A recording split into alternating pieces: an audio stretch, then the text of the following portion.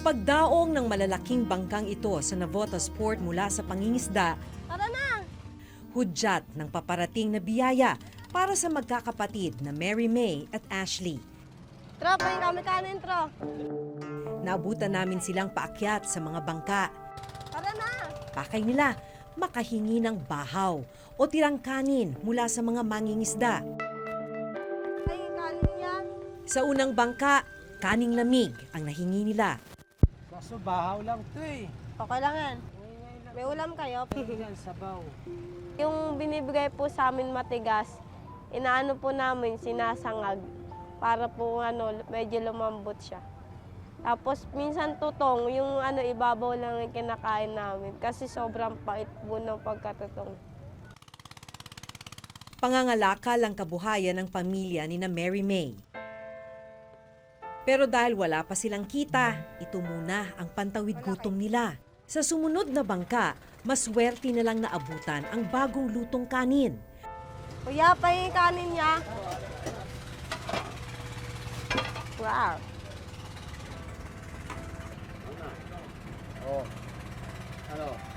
Padagdag. Okay. Oh. Salamat ya. Okay.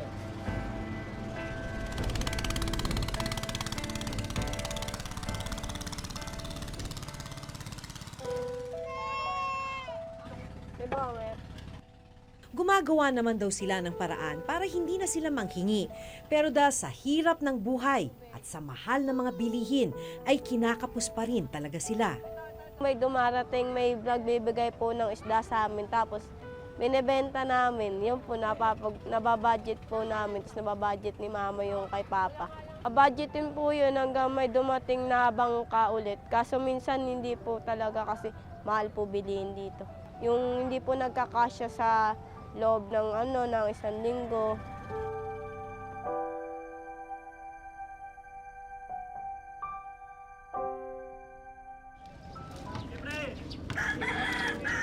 Naghanda na sina Aling Natividad at Mary May para mga lakal.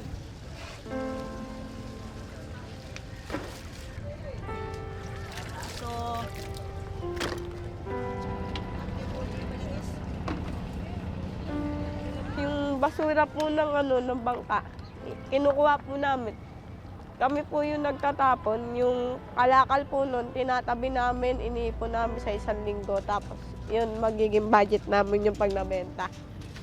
Kasi pag hindi ka kumilos, wala mangyayari, magugutom lang kayo. Wala pa to 50.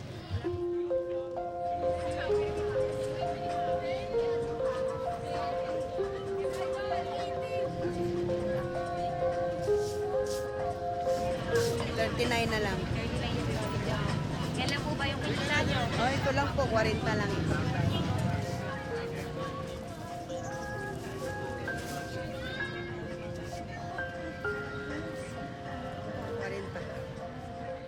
Kwento ni Aling Natividad, dati umaasa sila sa NFA Rice para makamura sa bigas. Laki ng kawala talaga. Kasi kung may mayroon kang 20 pesos, makakabili ka na ng 1 kilo, tumataalsa pa. Talagang kasyang-kasya talaga sa amin. Umaalsa eh. 1 kilo na yun. Ngayon na wala na talaga. Hirap na talaga. Ang presyo ng NFA Rice naglalaro sa 27 pesos ang pinakamura at 32 pesos naman ang pinakamahal. Malaking bagay ito para sa mga kapos sa buhay, gaya ni na Aling Natividad. Pero nitong mga nakaraang buwan daw, wala na silang makitang NFA Rice sa kanilang palengke. Nang gabing yon, pinagsalu-saluhan nila ang bigas na nabili mula sa buong araw na pangangalakal.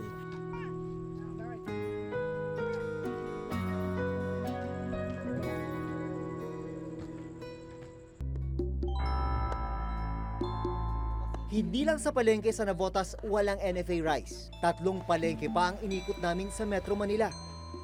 Lahat ng palengkeng binisita namin may mga available na commercial rice. Pero walang ibinibentang NFA Rice. Ma'am, wala na kayong NFA Rice? Wala na po. Simula pa kailan? Mga November o December po. Paano pag may naghahanap ng NFA Rice? Eh, wala po kami magagawa. Sabi nila, wala na daw makuhang NFA. Eh yung mga gustong bumili ng NFA rice, ano sinasabi niyo? Dito na lang sa bigas natin na commercial naman po. Kaso lang pinakamababa natin 40 na lang. Every time na may pumupunta dito, tinatalong lang kung may stock na. Eh, wala naman po eh. Yung last na nakuha namin na NFA, ito lang January 9, 2018. Wala na, nung maubusan namin yun, wala na. Pinuntahan ko ang pinakamalaking warehouse ng NFA dito sa National Capital Region o NCR. Itong NFA-NCR warehouse ang nakakatanggap ng pinakamalaking supply ng NFA rice. Katunayan, 35% ng supply ay dito napupunta. Dati, dito sa warehouse na to, mahigit 30,000 bags ng NFA rice ang nakaimbak. Sa ngayon, nasa may 300 na lang. Nakakandado ngayon yung warehouse, hindi kami pinayagang makapasok dahil nga under fumigation. Pero sa loob nito ngayon nakaimbak yung nasa 300 na bags ng NFA rice na itinabi para sa kalamidad. Kung dati-rati halos mapuno ang warehouse na ito ng sako-sakong NFA rice, sa videong ito na kinuna noong unang linggo ng Abril, makikitang halos wala na itong laman. Ang kawalan ng supply ng NFA rice sa bansa, unang beses daw nangyari sa kasaysayan ng NFA sa mahigit 40 taon. Ayon sa warehouse manager na nakausap namin, unang linggo ng Abril nung huli silang makapag-distribute ng NFA rice sa mga retailers sa Metro Manila. Sa ngayon, ma'am, wala ng NFA rice sa public markets, di ba, ma'am? Wala na. Wala na. So, halimbawa, yung mga kababayan natin dati na umaasa na may 28 pesos. 27 tsaka 32. 27 pesos at 32. 32. So yung mga kababayan po natin na umaasa na pagpunta nila sa palengke, merong 27 pesos, pinakamababa na nilang mabibili. Wala na silang mabibili sa ngayon kung ganun. Sa ngayon, wala silang mabibili. Pero sa aming ugnayan, regularly sa mga retailers, na ipapaliwanag din naman sa mga suki nila, sa mga consumers na ilang kembot na lang, nandyan na ang NFA rice. So mga third week, ang instruction naman, the moment bumaba na from the vessel, immediately magdi-distribute na kami. Pero paglilinaw ng NFA rice lang ang may kakulangan. Sapat pa rin ang commercial rice na nasa merkado. Ako nag-augment naman eh. Maraming supply eh. Maraming supply ng commercial. Ang mahirap, kung wala ng NFA rice, wala pang commercial rice. Tinatawag ng ating presidente, yung mga traders, yung mga farmers, para mag-commit silang magbaba dito sa NCR ng mababang bigas, like yung presyong 38 at saka 39 na tinag nila as tulong ng bayan. So as early as last week, bumaba na yung mga bigas dito. Mandato ng National Food Authority o NFA na siguraduhing may sapat na supply ng low-cost rice sa buong bansa.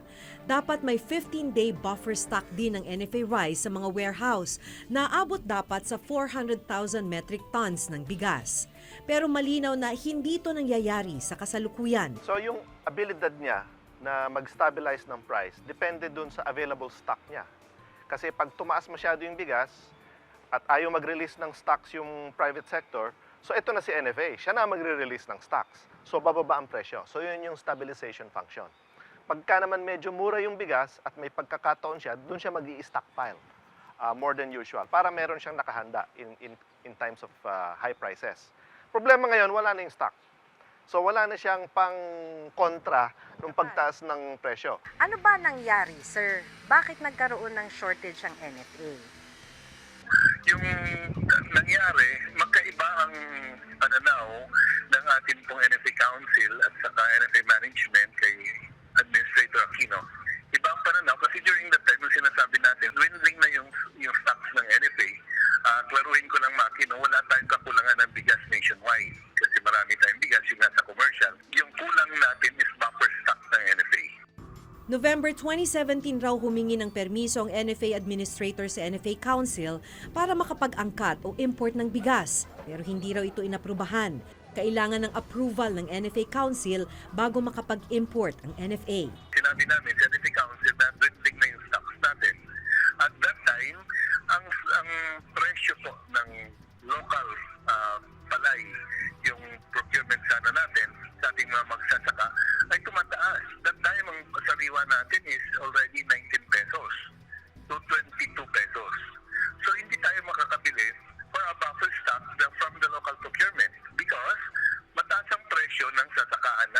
the council decides collectively when to buy rice, at what volume, and at what mode of procurement to be used in buying. Because for all you know, if we keep on buying without taking consideration of the times where our farmers in the Philippines are harvesting, it is going to create a negative impact on our farmers. 1 kilo ng pinakamurang bigas ang binili ni Maria sa bigasan. Ang halaga nito, 40 pesos. Talaga yung bigas kasi yun ang kayo kasi importante sa amin eh. Yung dati pa na may NFA pa, ngayon wala na. Hindi na ako nakakapag-stock, bumibili na lang talaga ako ng paisa-1 kilo.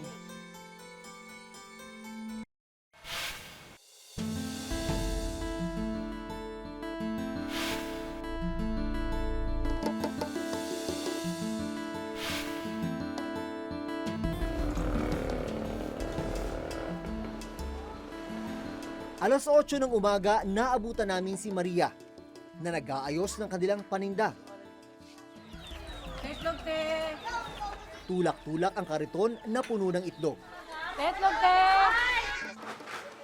Nililibot na Maria ang buong dagat-dagatan sa Navotas para magtinda. Kasama ang anak niyang si Onyok, sinusuyod ni na Maria ang bawat eskinita at mga kabahayan sa kanilang lugar.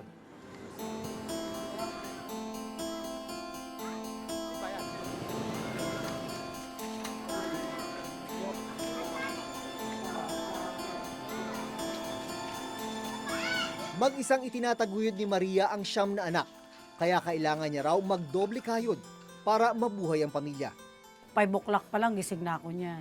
Tapos nagliligpit na ako dyan sa loob. Tapos pagkagising ng 2 anak ko, mga 6 o'clock, yan, pinag-aalmusal ko na. 8 o'clock ng maga, yan nagtitinda na ako. Tapos umuwi ako ng 11 o kaya 12 para pumananghalian kami. Nag-aantay pa yan sila sa akin bago kami makabili.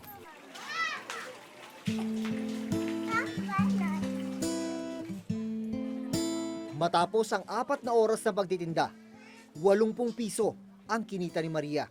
Saan tayo po tayo? Dito po sa Agora. Sapat lang para makabili ng 1 kilong bigas at ulam para sa kanilang pananghalian. 1 kilo ng pinakamurang bigas ang binili ni Maria sa bigasan. Ang halaga nito, 40 pesos. Dati raw nakakapag-stock pa siya ng bigas noong mga panahong may NFA rice pa sa palengke. Talaga yung bigas kasi yun ang kayo kasi importante sa amin eh. Yung dati pa na may NFA pa, ngayon wala na. Hindi na ako nakakapag-stock, bumibili na lang talaga ako ng paisa-1 kilo.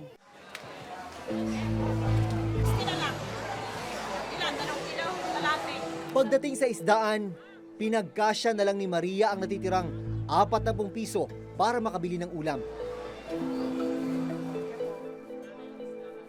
60 daw po. May natira pa sa'yo? Wala na.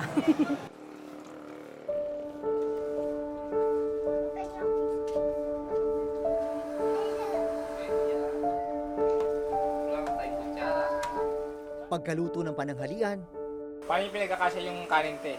Ito na ang ginagawa namin. Ako din, ma. Pagka may mga, kaya pag kumakain mga bata, tumitira pa, sama-sama ko.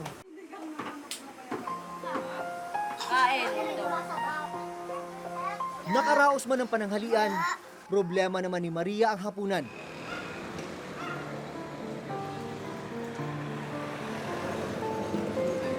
Kaya maglalako na rin siya ng itlog sa hapon para may pambili ng pagkain. Kailangan magtinda para masuportahan ng pamilya. Lalo na ito, malapit na naman magpasukan. Bili na naman ng gamit ng mga bata. Pambaon-baon na naman nila araw-araw. Malaking bagay para sa mga gaya ni na Aling Natividad at Maria ang magkaroon ng abot-kaya at murang bigas sa mga pamilihan. Ang maliit kasi nilang kita, mas maraming nabibili. Sa datos na ito mula sa NFA, makikita na noong April 2017, umabot pa sa mahigit 300,000 metric tons ang supply ng NFA rice sa buong bansa. Pero nagpatuloy ang pagbaba sa mga sumunod na buwan. Tugon ng NFA sa buwan ng Mayo, magiging available na ang NFA rice sa mga palengke sa buong bansa. Meantime, na tayo ang nag-aayos ngayon ng as early as possible na ma-deliver po yung arrivals ng ating imported rice. Sinasabi naman ng Presidente, di ba nilang sumobra, wag lang kumulang. Pero bukod sa problema sa kakulangan sa supply ng NFA rice, may ilan pang isyong kinakaharap ang NFA. Sa dokumentong ito na isinumite sa Office of the President, inakusahan ni dating NFA Council Chairman Leoncio Ibasco si NFA Administrator Jason Aquino ng pagkakasangkot sa irregularidad sa ahensya. Kabilang dito ang pagbibenta umano ng NFA Administrator ng mahigit 10 million kilos ng NFA rice sa ilang rice traders sa Bulacan na dapat sana ay nakalaan para sa Region 8 o Eastern Visayas. Kinwestiyon ang pagbibenta lalo na't pababa ang supply ng NFA rice sa Eastern Visayas na itinuturing na calamity-prone area. Ito yung mga aging stocks natin kasi meron tayong mga standard. May mga protocol na sinusunod yan. May tinatawag tayong quality audit, may laboratory testing, magmula sa province, papunta sa region, papunta sa central office. Pag lumagpas ka sa standards mo at may approval na may confirmation ng council at merong confirmation ng council yan, pwede mo i-dispatch yan.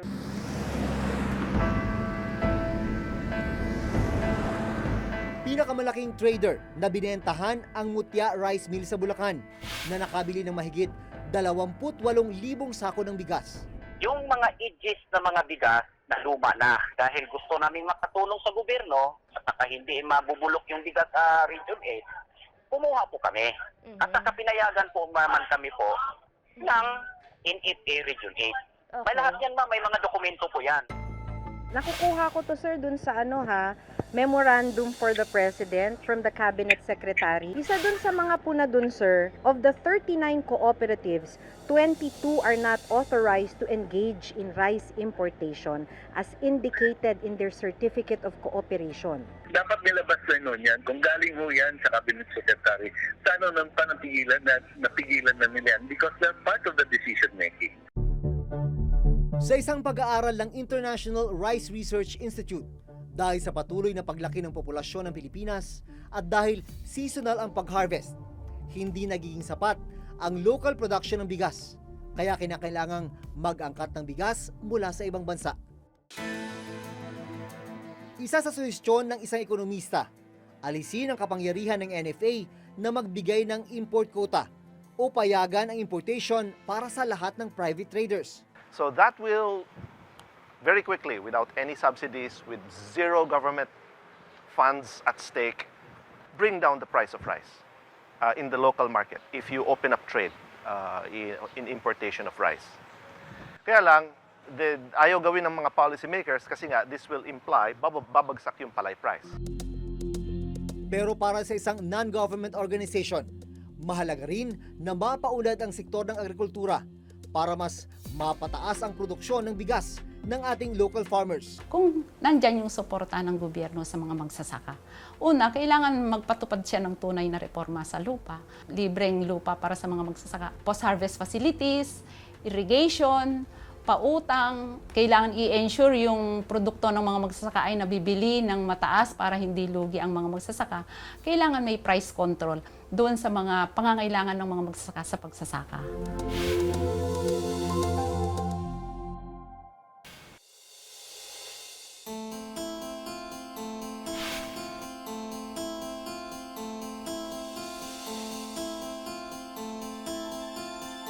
Itinuturing na staple food ng mga Pinoy ang bigas at mandato ng gobyerno na siguraduhing may murang bigas sa mga pamilihan.